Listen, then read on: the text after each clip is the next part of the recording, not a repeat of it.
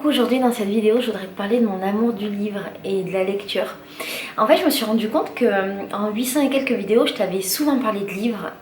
J'ai même la sensation que dans quasiment toutes mes vidéos il est question à un moment donné de livres, qu'il soit dans mon décor, qu'il soit dans mes mains, qu'il soit dans la thématique de la vidéo ou pas. Et qu'en fait au final je t'ai jamais parlé de ma relation au livre et comment on avait vécu les livres et moi. Donc c'est ce que j'ai envie de faire aujourd'hui et c'est ce que j'ai envie de partager avec toi. Les livres, moi ça me colle au fauteuil, me fait oublier le réel et l'irréel. Alors déjà pour t'expliquer comment j'en suis venue au livre, il faut que tu saches, j'ai une mère qui lit beaucoup, qui lisait beaucoup et qui m'a appris à lire avant d'aller au CP. Et c'était vraiment génial parce que moi quand j'étais en maternelle je savais déjà lire et j'ai le souvenir par exemple que ma mère m'amenait tout le temps faire les courses avec elle et que quand elle m'amenait faire les courses j'allais au rayon livre, je me posais là-bas et je lisais en fait pendant toutes les courses. Et de quand j'étais petite, j'ai toujours des souvenirs de livres avec moi et de livres qui m'accompagnaient. Je me souviens par exemple que tout au long de ma jeunesse et de ma primaire et même de mon collège, j'avais des cahiers dans lesquels je notais tous les livres que je lisais et j'adorais que ce cahier se remplisse et c'était ma grande fierté de pouvoir accumuler comme ça des nombres et des nombres de livres. Et je lisais pas pour juste pour allonger ma liste, tu vois. Je lisais parce que ça me rendait terriblement heureuse, que j'adorais ça et je trouvais ça fou qu'il y ait autant de livres à lire. Du coup je voulais tous les lire. Et quand j'étais petite, moi je lisais en permanence, tu vois. Je lisais quand je marchais dans la rue, c'était mon truc, j'étais la meuf avec un livre et je me prenais des poteaux, hein. Mais je lisais tout le temps, je lisais pendant la récréation. J'avais même une dérogation à l'époque, ça c'était ma mère qui faisait ça, mais je regrette pas. Bien, merci de l'avoir fait. Mais par exemple pendant les récréations en hiver, et ben moi j'allais pas dehors. Ma mère disait que j'étais très fragile et malade pour que je puisse rester en classe pour pouvoir lire. Et ça c'était génial. Et j'ai le souvenir par exemple quand, je sais plus si c'est CP ou CE1, peu importe, la maîtresse en fait elle m'aimait énormément et moi j'avais le droit de prendre plusieurs livres dans la bibliothèque là où les autres avaient le droit d'en prendre qu'un seul. Moi je pouvais en prendre plusieurs et surtout elle avait aménagé un coin lecture et pendant toutes les récréations moi j'étais la seule à avoir le droit d'aller dans le coin lecture pour pouvoir lire et c'était juste merveilleux. Et de toute ma période de primaire, je me souviens de ça, tu vois, le fait que je pouvais lire tout le temps et que je lisais en permanence. Quand je suis arrivée à peu près au collège je crois, j'ai découvert les bibliothèques. Et là, ça a été la révolution absolue de ma vie. Je suis tombée en amour des bibliothèques et ça m'a rendue complètement ouf. J'ai au début un tout petit peu traîné dans la bibliothèque des enfants. Enfin, je me souviens de la grande bibliothèque de Marseille qui n'existe plus d'ailleurs, qui était immensissime. Et il y avait tout l'étage en fait pour les enfants pré-ados. Il y avait l'étage des adultes. Et je me souviens que très vite j'ai été fascinée par les livres pour adultes et que je suis montée à l'étage supérieur et qu'en fait j'avais pas le droit à la base de prendre des livres pour les adultes parce que j'étais trop jeune et que j'avais tellement bataillé la bibliothécaire en lui jurant que j'allais les lire, en lui jurant que c'était pour moi et que c'était trop bien machin, qu'elle m'avait autorisé. Et moi j'avais une carte spéciale, je pouvais prendre des livres dans tous les rayons de la bibliothèque et c'était juste magique. Et de toute cette période, je garde des souvenirs d'heures et d'heures passées à flâner dans les bibliothèques, à passer et juste toucher les livres, tu sais, les rebords des livres, et à devenir complètement folle d'avoir accès à tellement de connaissances et de me dire mon Dieu, je peux lire tout ce que je veux et je peux apprendre tout ce que je veux tout le temps. Et à cette époque j'ai eu plusieurs phases. Alors au niveau des bouquins, moi je fonctionne par phase et pendant mes phases, que ce soit sur une thématique, sur un auteur, sur une collection, il faut que je lise tout et je deviens un petit peu obsessionnelle. Je suis toujours comme ça, maintenant que je suis grande, j'ai toujours ces obsessions là et j'ai eu plein de phases. J'ai eu la phase par exemple des livres dont vous êtes le héros. J'en ai lu des dizaines et des dizaines et quand je lisais ces bouquins là qui me rendaient folle, quand je les lisais en fait je supportais pas l'idée, c'est drôle hein, tu vas comprendre pourquoi je dis que c'est drôle. En fait je supportais pas l'idée qu'on puisse avoir qu'un seul chemin, tu vois. Si tu sais pas ce que c'est les livres dont tu es le héros, c'est un livre avec un énoncé et à la fin de chaque chapitre tu as plusieurs choix et selon les choix l'histoire se construit et du coup tu peux lire le livre de 1000 manières différentes. Et moi ça me frustrait complètement de ne prendre qu'un seul chemin. Et du coup le livre je le lisais jusqu'à faire tous les chemins possibles. Et je devenais complètement ouf et je voulais vivre toutes les vies. C'est pour ça que je dis c'est drôle. J'acceptais pas en fait d'avoir qu'une seule vie qui se soit déjà tracée. et je les lisais toutes. Et ma petite astuce, c'est qu'en fait sur chaque chapitre il y avait des numéros et j'entourais le numéro où j'avais déjà été pour être sûre en fait d'avoir fait tous les numéros. J'étais un peu folle. Après j'ai eu ma période obsessionnelle, dans toute cette période là, collège, j'ai eu ma période obsessionnelle sur les livres de peur. Alors ça m'a duré hyper longtemps, j'ai lu des livres d'horreur, j'en ai mangé. J'ai eu la période des vampires, j'ai eu la période des sorcières, la période des fées, la période de tout ce qui était fantastique. Après j'ai eu la période des vrais livres d'horreur. J'ai eu la période... Alors quand je te dis la période, le truc des vampires, c'était pas les Twilight et compagnie, c'était les vrais livres d'horreur de vampires d'avant. C'est-à-dire sans la romance amoureuse derrière. Je lisais tout ce qui était possible et imaginable sur ces livres-là, que ce soit des livres pour enfants, pour ados ou pour adultes. Ça me passionnait et la période vampire a été très longue. Et je me suis tapé tous les livres de vampires qui existaient à l'époque. Et encore une fois, c'était pas du tout les livres comme maintenant, c'était pas des livres pour ados, c'était beaucoup de classiques de littérature. C'est une période que j'ai adorée. Je me suis tapé aussi beaucoup de Stephen King, qui était un de mes auteurs préférés quand j'étais jeune. Pendant ma période ado, j'ai lu beaucoup de bouquins aussi, notamment de Roald Dahl, et c'était mon écrivain préféré. J'ai lu tout ce que je pouvais lire de plus, tous les Charlie et la chocolaterie. Je me souviens que j'étais aussi assez obsessionnelle de cet auteur-là et de tous les livres un petit peu du genre. Et je me souviens que quand j'étais donc jeune et que j'avais des livres pour enfants, ados, j'étais complètement folle et je prenais à coup de quinzaine, je sais plus combien, je crois quinzaine ou vingtaine de livres d'un coup à la bibliothèque, parce qu'il y avait ma carte, la carte de ma soeur, il y avait la carte de ma mère, et j'en prenais des tonnes et des tonnes et je les lisais, j'en lisais plein en même temps, et après je ramenais tout. Et je sais pas, je passais ma vie entière à lire. Quand j'étais au collège, j'avais pas vraiment d'amis, tu vois, j'étais très solitaire. Pendant les pauses, moi je lisais quand j'étais pas dedans. J'étais dehors et j'avais toujours un bouquin et je lisais en toutes circonstances. En fait, dans une salle d'attente, je lisais aux toilettes, je lisais en cours, je lisais pendant les récréations, je lisais tout le temps. Après la phase des livres d'horreur, j'ai eu la phase où je lisais du témoignage. Et alors, tous les livres de sociologie, les livres qui parlent des gens, j'en ai lu des tonnes et des tonnes. Je me souviens très bien de ma petite bibliothèque dans mon quartier. Donc ça, c'était plutôt quand j'habitais à Pau. J'habitais dans une cité et on avait la chance d'avoir une bibliothèque, une médiathèque même, qui était magnifique. Et il y avait une petite pièce dans laquelle moi j'allais travailler. Parce que pendant toute ma période collège, j'allais travailler dans la bibliothèque et c'était mon lieu de travail favori. J'allais faire mes devoirs là-bas. Entre parenthèses, parce que je viens d'une famille nombreuse et que dans une famille nombreuse tu peux pas travailler à la maison et dans une cité tu peux pas travailler à la maison, il y a trop de bruit, donc il vaut mieux travailler à l'extérieur. En tout cas c'était comme ça que je fonctionnais. Et en fait je me suis retrouvée dans la salle de sociologie et là ça m'a rendue complètement folle, mais vraiment ça m'a rendue complètement dingue et je me suis mise à lire tous les témoignages sur tous les problèmes de société. Et j'ai eu la phase sida qui m'a duré très longtemps. J'ai lu beaucoup de livres, je voulais comprendre le sida, qu'est-ce que c'est que cette maladie, vivre avec, les témoignages de gens qui l'avaient eu, les livres de sociologie pure qui parlaient de ça. Donc ça j'en ai bouffé beaucoup. J'ai eu la phase cancer où je lisais tout ce qui avait rapport avec le cancer des adultes, des enfants. J'ai eu la phase sur la pauvreté, j'ai eu la phase sur les enfants malades, j'ai eu la phase sur toutes les maladies possibles et imaginables. J'ai eu la phase sur les viols, sur les maltraitances d'enfants, de femmes. J'ai eu la phase aussi sur les problèmes d'immigration, sur les problèmes en Afrique, sur les problèmes d'enfants soldats. J'ai eu la phase sur tous les problèmes que peuvent rencontrer les femmes. Et c'est drôle parce que j'étais très jeune et que c'était des trucs qui me concernaient pas du tout. Mais j'avais ce besoin de connaissance et ce besoin de connaître l'humain qui était tellement fort que je lisais tout ce que je pouvais lire sur le sujet. J'ai eu la phase aussi sur tout ce qui était racisme et intolérance. J'ai lu beaucoup de livres. Je me souviens avoir lu beaucoup de livres sur le Front National à l'époque. Je saurais pas te dire pourquoi, mais ça me passionnait d'essayer de comprendre. Et ça, c'est une phase qui m'a duré vers fin collège et aussi tout le début du lycée. Ma seconde, ma première, ma terminale aussi, en fait tout mon lycée. J'étais complètement passionnée par ces livres-là. C'est ce qui m'a donné, je crois, envie d'aimer le monde. Et c'est hyper paradoxal parce que j'aimais le monde alors que je lisais que des livres qui étaient terriblement tristes. J'ai eu la phase aussi beaucoup sur les enfants battus, sur les enfants abandonnés, sur les orphelins. Et ouais, c'était triste. Et ce qui était terrible, et la phase aussi, mais oui, j'avais oublié, j'ai eu la phase sur la drogue, sur la prostitution, où je lisais tous les livres qu'il y avait sur ça. Et d'ailleurs, je te prépare plein de vidéos avec plein de revues littéraires sur tout ce genre de thématiques. Tu me diras en commentaire si ça te plaît. Et je sais pas pourquoi ces livres-là me donnaient foi en l'humanité, c'est trop bizarre.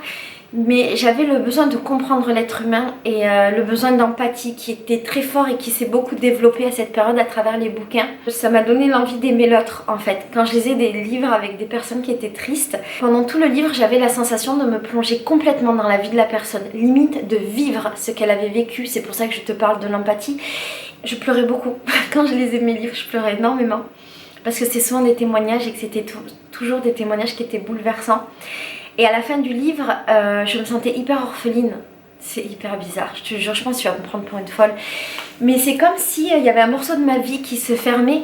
Et en ayant lu tous ces livres, j'ai eu la sensation d'avoir vécu 1000 vies. Et je sais que c'est trop bizarre, vraiment, j'en ai conscience. Mais c'est vraiment ça quoi, la sensation d'avoir vécu 1000 vies et de comprendre par quoi les personnes sont passées. Alors peut-être que je suis celle que je suis aujourd'hui grâce à la lecture et grâce à ça. Peut-être que j'aime l'humanité grâce à ces livres. Peut-être que ma chaîne elle tourne beaucoup autour de l'homme avec un grand H. Elle tourne beaucoup autour de l'humanité, des témoignages, de l'amour de son prochain. Grâce à cette période-là de ma vie, je ne saurais pas te dire. Mais en tout cas, c'était hyper marquant pour moi. Et c'est vrai qu'à cette période, je me souviens que j'étais aussi très seule. Tu sais, dans ma vie, en fait, je te le dis toujours, mais j'ai toujours été solitaire et jusqu'à tard, j'étais pas la fille qui avait une grande vie sociale. Alors ça veut pas dire que j'ai pas eu d'amis, hein. Moi à 15 ans, je me suis fait les amis que j'ai encore aujourd'hui. Mais en fait, j'ai une mère qui m'a beaucoup enfermée. Ça fait miséreuse de dire ça. Elle m'a pas enfermée, elle m'a pas séquestrée. Mais j'ai eu une éducation un peu stricte et le week-end, j'avais pas le droit de sortir. Le mercredi après-midi, j'avais pas le droit de sortir. Et du coup, j'ai passé mon temps à lire. C'est une chance énorme et c'est le plus beau cadeau que ma mère m'ait transmis. Tu vois, le goût de la lecture, l'apprentissage de la lecture et le fait qu'elle m'enfermait au point que ma seule activité dans la vie c'était lire en continu, tout le temps. Et cette vidéo est bizarre parce que je voulais te parler de livres, en fait j'ai l'impression de te parler que de moi et de te raconter ma vie. Mais les livres sont tellement présents dans ma vie que je crois qu'on peut pas se connaître toi et moi si tu connais pas mon rapport au livre en fait. Je me souviens que j'étais capable de me lever le matin et de ne pas sortir de ma chambre et de mon lit jusqu'au soir parce que j'étais dans des bouquins et ça s'arrêtait pas quoi.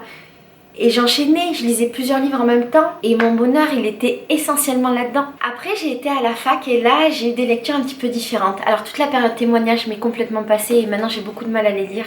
D'ailleurs je peux plus. Tout ce qui est la misère du monde, j'arrive plus. Je préfère l'expérimenter avec des gens qui me la racontent plutôt que de la lire. À la fac, j'ai commencé à découvrir les livres d'art et les beaux livres. Et là aussi, je suis tombée complètement en amour. De toute façon, je tombe toujours en amour dans tous les cas de tout. En terminale, j'ai fait de l'histoire de l'art et j'ai adoré ça. J'ai découvert l'art et ça m'a passionnée comme à peu près tout dans la vie. Et j'ai commencé à acheter des livres d'art. Et à l'époque, j'avais une très belle collection de livres de la collection de Taschen. Et je regrette énormément parce que je l'ai plus. Je sais pas ce que j'en ai fait, je crois que j'ai déménagé et que j'ai perdu des cartons dans lesquels il y avait ma collection de livres et ça m'a énormément fait de mal. J'ai perdu tous mes Taschen et j'étais folle de mes livres d'art et de mes beaux livres. Et j'étais folle de ces moments que je passais chez moi, dans mon appartement qui était rempli de livres, il y avait que ça partout. J'étais folle de ces moments où j'ouvrais juste un livre d'art et je regardais des œuvres et je lisais mon histoire de l'art. Et toute cette période-là, lycée-fac, c'est la période où j'ai rencontré les auteurs de ma vie. Je dis les auteurs de ma vie parce que c'est ceux qui ont changé ma vie, qui m'ont inspirée, c'est ceux que je lis encore.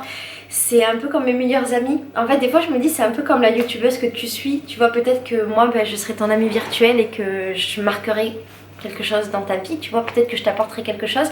À l'époque, bon, il n'y avait pas de YouTube dans ma vie, il n'y avait pas de télé non plus. Et moi, c'était des auteurs. Et c'est là que j'ai rencontré Bernard Werber, qui a changé ma vie, littéralement. Bernard Werber, c'était un petit peu plus tôt quand même, c'était au collège. Éric Emmanuel Schmitt, Amélie Nothomb, qui m'ont énormément marqué. J'ai rencontré Cyril Massaretto, qui m'a beaucoup marqué aussi, un petit peu plus tard. J'ai rencontré aussi Virginie Despentes, qui m'a beaucoup marqué. Alors il y en a plein d'autres, mais eux c'est ceux qui me viennent le plus en tête. Et je les remercie, peut-être qu'un jour ils verront la vidéo, on sait jamais, ou peut-être tu les connais, si tu les connais dis-leur. Je les remercie d'avoir changé ma vie et de l'avoir rendue plus belle avec leurs livres magnifiques et avec leurs mots magnifiques. Parce qu'ils ont été très importants dans ma construction et dans celle que je suis aujourd'hui. Après la fac, ou pendant la fac, j'ai un peu changé et j'ai l'impression d'avoir petit à petit évolué dans ma manière de lire. Et en même temps, j'ai l'impression d'avoir petit à petit arrêté de lire, c'est drôle. Alors j'ai lu beaucoup de romans à cette période-là, que je lisais peut-être moins avant parce que comme je t'ai dit, j'étais plus dans la période où j'avais besoin de témoignages, j'avais besoin de connaissances. Et le roman, c'était plus récréatif. Et je me souviens avoir lu des tonnes et des tonnes de romans. Puis, Après la vingtaine, j'ai commencé à avoir une vie hyper active. J'étais à la fac, j'avais à côté de ça 35 heures à l'école, je faisais de la fac de droit, donc je lisais beaucoup de bouquins de droit qui étaient absolument inintéressants. J'étais à la fac, je travaillais, l'été je travaillais en boîte de nuit, en même temps j'étais secrétaire, enfin je faisais un milliard de trucs. Et j'ai petit à petit délaissé la lecture et puis c'est là aussi où j'ai commencé à être amoureuse. Et disons que tout ça, le travail, l'école et l'amour, ça a remplacé un petit peu mon amour du livre petit à petit, même si je restais toujours entourée de livres. Mais disons qu'il y a eu un certain déclin à partir du moment où je suis rentrée dans la vie adulte et j'ai la sensation que petit à petit, je suis arrivée à une vie où les livres ne faisaient plus partie de mon quotidien direct, tu vois. Finalement, c'est un peu plus tard, je saurais pas te dire vers quel âge, mais je crois vers... je crois que c'est vers 23, 24, 25 ans, je saurais pas te dire, où je suis tombée de nouveau en amour des livres. Si tu veux, c'était une période où j'étais très seule, encore une fois, c'est terrible, c'était une période où j'étais seule parce que j'avais ma société, que je passais ma vie à travailler, j'avais pas de vie sociale, mais comme à peu près pendant toute ma vie. Et j'ai commencé à lire des BD, format que je connaissais pas. J'ai lu plein de BD sur les femmes, plein de BD drôles, plein de BD féministes, j'ai trouvé ça hyper intéressant. Et on m'a offert mon premier livre qui parlait de spiritualité, je t'ai fait une vidéo sur le sujet mais le titre me revient pas donc je te le marquerai. Je crois que c'est le livre des anges, mais je suis pas sûre. Et là, j'ai eu une révélation de malade. Et en fait, je me suis mise à lire tous les livres de la Terre qui parlaient de spiritualité, de mort, d'expérience de mort imminente, de la vie après la mort, des anges. Et cette période m'a duré terriblement longtemps. Elle me dure encore. C'est vraiment un de mes plus gros coups de foudre des livres. Et ce qui est hyper drôle, pour revenir à ce que je te disais au début de la vidéo, c'est que c'est ma mère qui m'a donné le goût du livre. Et maintenant que je suis grande, je lis exactement les mêmes livres qu'elle. Et je m'en suis rendu compte il n'y a pas longtemps. Parce que comme tu le sais, depuis que je suis séparée de Farid, j'ai déménagé mes livres et mes habits chez ma mère. C'est la seule chose que j'ai conservée de ma vie d'avant. Et quand j'ai déménagé ma bibliothèque chez ma mère, j'ai voulu faire une bibliothèque commune avec elle parce qu'il y a des montagnes de livres aussi chez elle. Et je me suis rendu compte que quasiment tous les livres que j'avais qui parlaient de spiritualité, on les avait en doublon. Et c'est complètement fou en fait.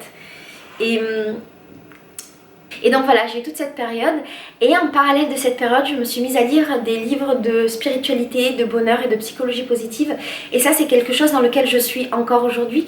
Je lis énormément ce genre de bouquins, je trouve ça passionnant. Et je me souviens des premiers livres de développement personnel que j'ai lus et je m'étais dit, mais c'est vraiment de la merde. Et je me souviens d'une conversation avec un ami qui m'avait dit, putain, il me connaissait très bien, il connaissait mes obsessions littéraires, et il m'avait dit, mais non, tu vas pas tomber dans ça. Et je lui avais dit, je te jure Reda, il s'appelle Reda, je l'aime de tout mon cœur, je lui avais dit, je te jure Reda, je sais que c'est pourri, mais comme c'est pourri, je veux tout lire sur le sujet pour être sûre et certaine que c'est pourri. Et très souvent, je suis pas d'accord avec les livres de psychologie positive et de développement personnel. Et très souvent, je trouve que c'est du bullshit et j'aime pas ces bouquins-là. Mais pour autant, je veux les lire parce que je les trouve passionnants. Et c'est mon obsession en fait de ces dernières années. Et c'est super intéressant. Disons que maintenant que je suis plus grande, je lis beaucoup de livres pratiques et de livres qui m'apprennent des choses. Donc il y a mettons des livres sur l'alimentation. J'essaye de ne pas trop en lire, mais j'ai un peu des livres sur mon truc minimaliste, écolo, bio, tout ça, tout ça. Je te dis, j'essaye de pas en lire parce que j'ai envie d'expérimenter et pas de théoriser le truc. Je lis aussi beaucoup de livres de psychologie. Disons que j'ai une envie de connaissance qui est dingue et que j'ai besoin d'apprendre. Donc j'ai beaucoup de bouquins, de choses à apprendre et j'ai qu'une hâte, c'est avoir du temps et encore du temps pour pouvoir lire. Et pour pouvoir découvrir des choses tout le temps. Ce que je découvre aussi en ce moment, c'est la poésie. Et j'ai eu une période dont je t'ai pas parlé, mais qui était au collège. J'ai eu une période un tout petit peu classique. Alors les bouquins classiques, j'ai jamais réussi. Mais les Shakespeare m'ont passionnée quand j'étais jeune. Véritablement, je tombais amoureuse de ces bouquins. Et là, je reviens un petit peu à ça. Et j'ai une envie folle de relire de la poésie. Je lis un petit peu des livres de philosophie. Et j'adore ça. Donc ça c'est maintenant, c'est quelque chose que j'avais pas expérimenté et je pense que ça va m'obséder un petit peu pendant un moment et tu le sauras parce que je te montrerai. J'ai ma folie des livres jeux et des livres à compléter, donc si tu connais mon blog qui existe depuis 4-5 ans, tu sais que j'ai eu cette folie là, que j'en ai acheté beaucoup et j'en ai acheté une cinquantaine. Je voulais te faire une chaîne dans laquelle j'expérimentais tous ces bouquins là, donc il y a de fortes chances que ces livres reviennent et que je les remette, que je t'en reparle. Et d'ailleurs, j'en parle avec la série 50 réflexions entre autres. Et il y a une nouvelle série qui est vachement cool qui arrive bientôt sur ma chaîne, que tu vas adorer, que moi aussi j'adore. Donc voilà, je suis plutôt dans ce délire là ces derniers temps. Et ce que j'expérimente également, c'est le livre sur Kindle. En fait, j'ai toujours détesté les livres comme ça, là, les livres numériques. Je voulais pas les lire, je déteste les PDF. Et quand j'ai décidé de partir en voyage, je pouvais pas prendre mes bouquins, j'en avais trop. Et mon truc, c'est que je lis énormément de livres en même temps. Moi, j'ai besoin qu'il y en ait 4, 5, 3, 4 en même temps, sinon j'y arrive pas. Je peux pas me concentrer que sur un seul. Donc j'ai expérimenté la tablette, j'ai trouvé ça génial, alors que j'avais détesté auparavant. Et sur ma tablette, je dois avoir 500 bouquins, enfin j'en ai énormément, j'en lis plein. Et c'est une vraie révolution dans ma vie. Si tu te demandes si je stocke les bouquins ou pas, non, je les stocke pas. J'ai tendance à les donner. En fait, j'arrive pas à garder un livre, surtout quand c'est un roman. J'arrive pas à garder un livre chez moi parce que un livre que j'ai déjà lu, parce qu'en fait j'ai l'impression que c'est de la connaissance qui meurt. Tu vois, un livre qui est abandonné dans une bibliothèque. Donc mes livres, je les donne, je les perds, je les offre. Ça m'arrive par exemple dans les trains de finir un livre et de les offrir. Et j'adore ça, j'adore cette transmission de connaissances. La seule chose que je garde, c'est les livres qui m'apprennent des choses parce que je me dis qu'ils pourront me resservir plus tard. Il y a eu un truc important dans ma vie par rapport à mon rapport au livre, c'est que quand j'avais 13 ans, j'ai écrit un livre. Non, j'en ai écrit plusieurs. J'en ai écrit plusieurs et j'ai toujours écrit. C'est ma passion dans la vie. Et ce qui est drôle d'ailleurs, c'est que quand je parle avec des gens qui me connaissent depuis le collège, ils sont hyper surpris que je sois pas devenue écrivain.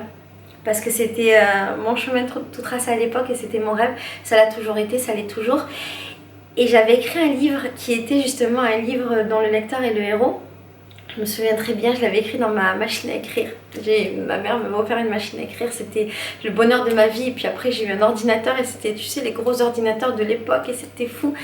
Je l'avais envoyé à une maison d'édition et en fait cette maison d'édition m'avait édité. Donc ça veut dire qu'elle avait accepté mon livre mais elle n'avait pas publié parce qu'il fallait payer. Et c'était un système où tu devais commander d'avance en fait le livre. Mais comme les trucs de crowdfunding maintenant, tu vois, sauf que c'était un truc à l'ancienne, tu devais acheter les livres et en fait au bout d'un certain nombre d'achats de livres, donc prépayés, ben, la maison d'édition lançait le livre et j'avais pas réussi à réunir l'argent pour, c'était trop cher. Et la ville de Pau à l'époque m'avait attribué un prix parce que j'étais genre la plus jeune auteure de Pau et c'était Claudia Cardinal qui m'avait attribué le prix, ce qui était fou. Claudia Cardinal, c'est une actrice du temps d'avant qui était très connue. Et donc, voilà, tu vois, le livre a toujours fait partie de ma vie, que ce soit le livre, la lecture, ou que ce soit l'écriture. C'est... je dirais que c'est dans mes veines et que je ne pourrais pas m'imaginer sans avoir un livre près de moi. Et quand j'étais jeune, j'ai le souvenir aussi que pendant toutes les périodes difficiles que j'ai pu avoir, tu vois, les moments où c'était dur à la maison, les moments où j'étais en foyer, les moments où, voilà, où c'était la merde, je me suis toujours réfugiée dans le livre et le livre a toujours été le meilleur réconfort et mon meilleur ami. Et par exemple, mon truc à moi, qui était une enfant très stressée, je t'en parlerai si jamais ça t'intéresse, mais mon truc pour me déstresser, et pour me désangoisser, parce que j'étais aussi assez angoissée quand j'étais petite pour plein de raisons, c'était les cahiers d'exercice. Alors ma mère m'achetait, j'ai trop de chance, mais ma mère m'achetait beaucoup les Becherel et les cahiers de vacances. Et en fait j'étais capable de faire à la chaîne des Becherel et des exercices de grammaire, des exercices d'orthographe, de vocabulaire, de machin, et de les faire et de les refaire et de les refaire. Et j'étais complètement ouf et je faisais tous les cahiers d'exercices possibles et imaginables. Et ça, c'était le seul moyen que j'avais pour être zen. Je sais pas, peut-être que si toi aussi t'as un enfant qui est angoissé, ou peut-être que toi t'es angoissé, peut-être t'es un ado machin, ça peut être une technique aussi de désangoissage. En tout cas c'est ce qui a marché pour moi. Et de lire et de travailler, c'est aussi ce qui me maintient, je crois, dans cette vie sans stress. Maintenant que je suis adulte, j'ai très peu de stress. Et ça aussi, si tu veux, je t'en parlerai dans différentes vidéos. Mais j'ai pas énormément d'angoisse, pas beaucoup de stress. J'ai des angoisses. Mais quand j'ai des angoisses et que je lis, que je fais des choses répétitives, ça me désangoisse. Mais ça c'est un autre sujet et je t'en parlerai si t'en as envie. Je crois que les livres n'arrivent pas dans notre vie par hasard. Et souvent les livres m'ont apporté des réponses à mes questions. Il m'arrive d'acheter des bouquins, de les lire des années plus tard. Il m'arrive de commencer des livres et de les finir des mois plus tard. Il m'arrive de ne jamais en lire, il m'arrive d'en relire, ça c'est plutôt rare. parce qu'on n'a pas le temps de relire les livres, il y en a trop à lire. Mais en tout cas, à chaque fois, ils sont arrivés dans ma vie à un point nommé. Ils m'ont donné des réponses, ils m'ont donné des pistes de réflexion, ils m'ont fait grandir. Et si je te fais cette vidéo aujourd'hui, mis à part pour te raconter ma vie des livres et qu'est-ce que j'ai aimé comme bouquin, c'est parce que j'espère de tout mon cœur qu'avec ma chaîne YouTube et qu'avec mes vidéos, je te donne l'envie de lire, je te donne l'envie de découvrir, je te donne l'envie d'aller, tu vois, vers la lecture et l'écriture. Parce que je crois que c'est quelque chose de terriblement important et de terriblement essentiel, quel que soit l'âge. Je pense que la lecture, c'est un transfert de connaissances qui n'a pas de prix. Je pense que toute maman, toute grande sœur, toute tata doit lire des histoires à son enfant, doit transmettre le goût du livre, doit offrir du livre. Moi par exemple, je suis la tata des livres. Mes neveux, mes nièces savent que je ne leur offre que des livres. Et mes frères et sœurs pendant très longtemps, jusqu'à qu'ils soient grands, maintenant c'est des adultes, enfin c'est des adultes, ils ont la vingtaine, mais jusqu'à il n'y a pas longtemps, je ne leur offrais que des livres. D'ailleurs mon frère Eliane, je lui offre encore que des livres alors qu'il doit avoir 22 ans. Je pense que c'est le plus beau cadeau qu'on puisse faire à l'autre, lui offrir un livre, lui offrir de la connaissance. Et je pense que c'est aussi le plus beau cadeau qu'on puisse se faire à soi-même, de se poser et juste de lire. Je sais pas trop si cette vidéo avait un sens. En fait, j'étais pas du tout partie sur ça, pour tout te dire. Mais je crois, encore une fois, que si j'ai envie d'être totalement transparente avec toi, si j'ai envie qu'on se connaisse et si j'ai envie que tu me comprennes, il faut que je te parle de mon évolution et de l'amour de ma vie. Et je pense que l'amour de ma vie, de la vie tout entière, c'est mon amour de la lecture, tout simplement. Voilà, je t'aime très très fort, je te souhaite de lire plein de livres, d'être vraiment heureux. Si tu pouvais mettre en commentaire ton livre préféré, ça me ferait vachement plaisir. Et du coup, peut-être que j'en lirai plein et que je te ferai des chroniques dessus. Je t'embrasse fort, à bientôt.